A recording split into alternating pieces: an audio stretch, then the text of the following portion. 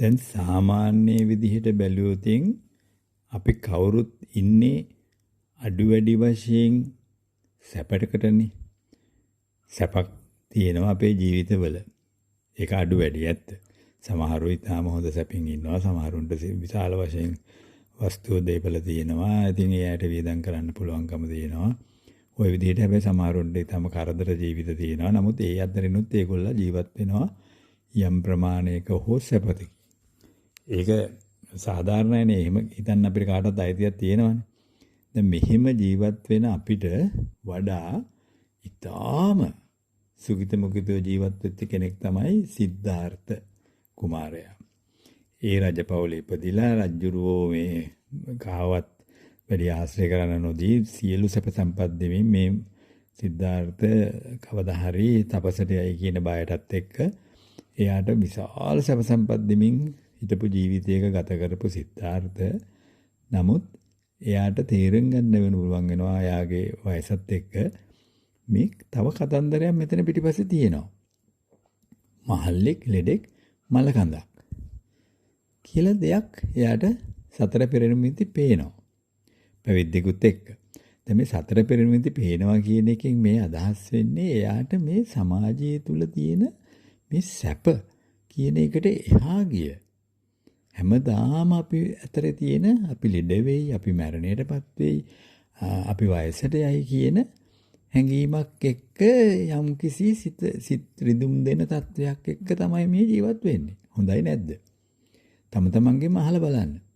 හැමෝටම මේ කියන කතන්දරේ තියෙනවනේ. ලෙඩ වෙයිද, මහලු වෙයිද, වයසට යයි. ඉතින් මේක වෙනවම තමයි.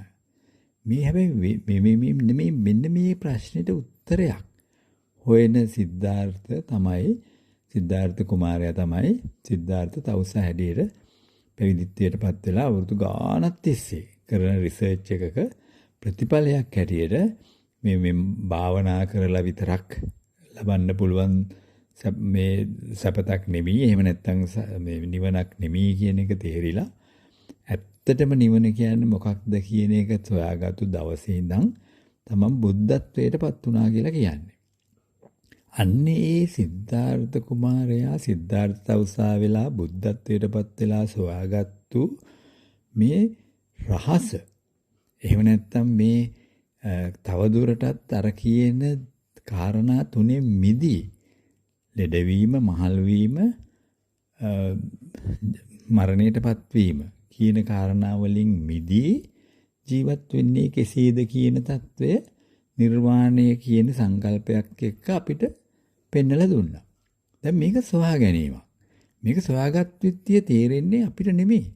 පළවෙනි දවසේම තේරෙන්නේ ඇසට ගෝමුල ඒ බවුන් වඩලා මේ කතන්දරේ පටිච්ච සමුප්පාද සත්‍ය අනුලෝම ප්‍රතිලෝමයේ බැලුවා. ඒ කියන්නේ මේක කීයටවත්ම වරදින්න බැරි දෙයක් විත්‍ය 100%ක් තහවුරු වුණාට පස්සේ තමන් මේ සොයා ගැනීම කළ විත්‍ය තමන් මේ සංසාර විමුක්තිය කළ විත්‍ය සංසාරයේ හදන තණ්හාව නම් වඩුවා සොයාගත් විත්‍ය ඒක දැන් මට කෙනෙක්ට කියන්න පුළුවන් විත්‍ය වහාම එදා රැම ප්‍රකාශකයටපත් කළා.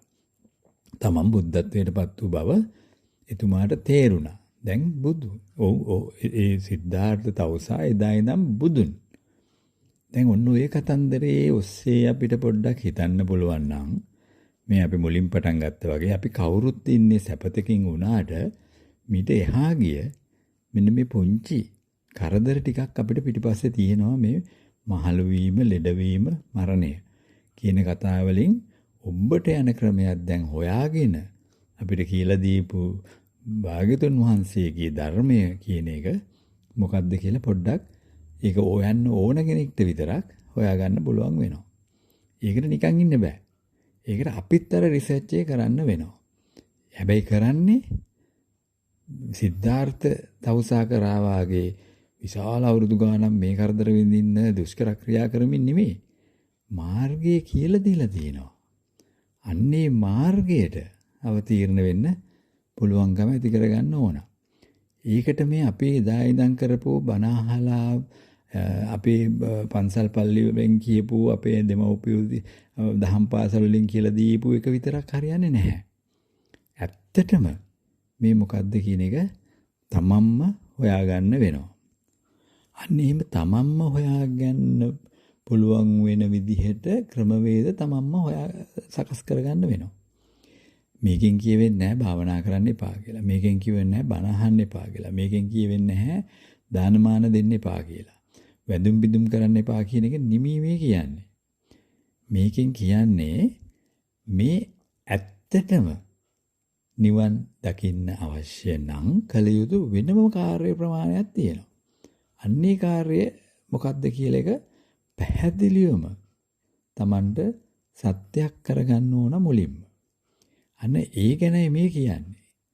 ඒකටයි භාග්‍යවතුන් වහන්සේ මේ සතර සතිපට්ඨානය නැත්තම් සතර ආකාරයකට සිහි පිහිටුවාගෙන ජීවත් වීම තමයි ඒකායන මාර්ගය කියලා කිව්වේ.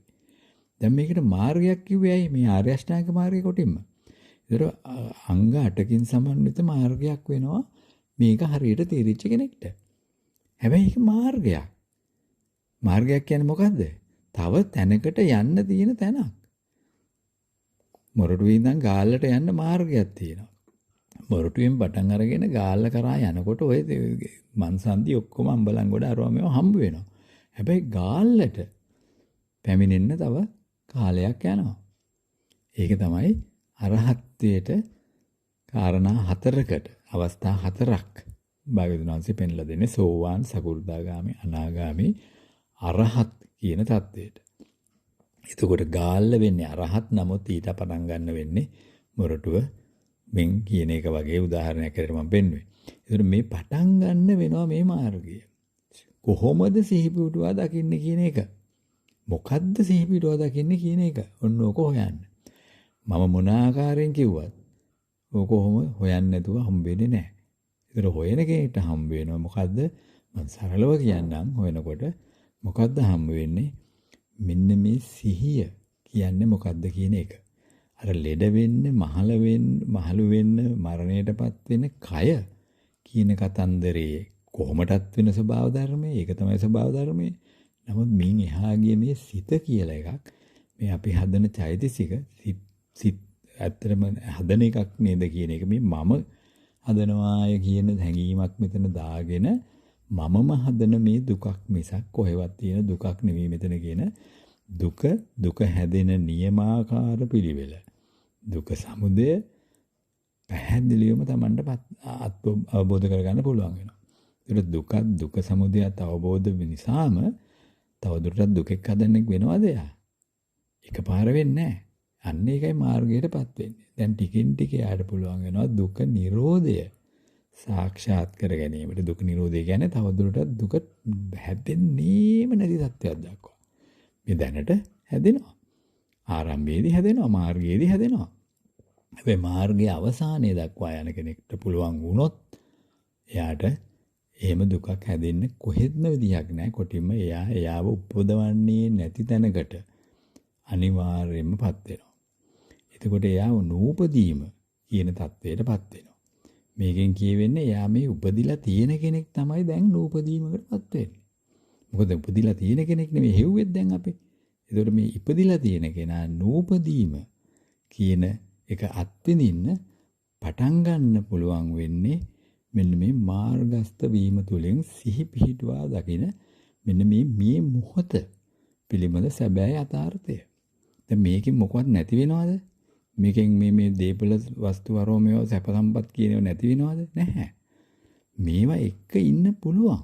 හැබැයි මේ ඔක්කොම මේසා අනිශ්චිත මේ මොහොතේ පවා නැති වෙන තත්වයක් කියන මේ දමා යා නොහැකි දෙයක් මෙතන නෑ. දමාලා යන එක වෙනවම තමයි කියන තත්වයක් එක්ක මේ එල්ලීලා මේවත් සමග ඇලීම ගැටීම කියන එක නැති වෙමින් යන ගමනක මහා කරුණාව ඕනෑම කෙනෙක්ට කරුණාවෙන්ම සැලකීම කියන தත්ත්වය දක්වා උසස් වෙමින් මහා කරුණාව කියන தත්ත්වය දක්වා යන්න කෙනෙක්ට පුළුවන් වෙනවා.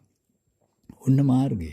දැන් මේකද වෙනවා මේ බේද මාර්ගය අෂ්ටාංගික මාර්ගය කියන්නේ අර මාර්ග 8 Tamanටම තහවුරු වෙනවා. දැන් මාර්ග 8 කියන එකේදී දැන් සම්මා දිට්ඨිය කියන එකනේ පළවෙනියටම කියන්නේ සම්මා දිට්ඨිය කියන්නේ මෙන්න මේ අපි කතා කරන දේ. සිහි පිහිටුවා දකින්න ක්‍රමය Tamanට අහුවීම. දිට්ඨිය. තමන්ගේ දිට්ඨිය මෙච්චර කල් කරපු අර වැරදි දිට්ඨිය වෙනුවට සම්පූර්ණ නිවැරදි දිට්ඨියක් එක්ක එයා ජීවත් වෙන්න පටන් ගන්නවා. දැන් මාර්ගාරම්භය, මාර්ගස්ත වීම. දැන් එයාගේ වායාමය, එයාගේ වාචාව, සම්මා වාචා, සම්මා කම්මන්ත, සම්මා සංකප්ප ඔය විදිහට ඔක්කොම ටික වෙනස් වෙනවා, සම්මා වෙනවා. තමන් නිතර මේ ගමන් මාර්ගයේදී වෙන එකම වෙනස සියලු දේ සම්මා වීම. කරුණාවත්ම බලවීම. තව කෙනෙක් එක ගැටෙන්න විදිහක් නැති කර ගැනීම.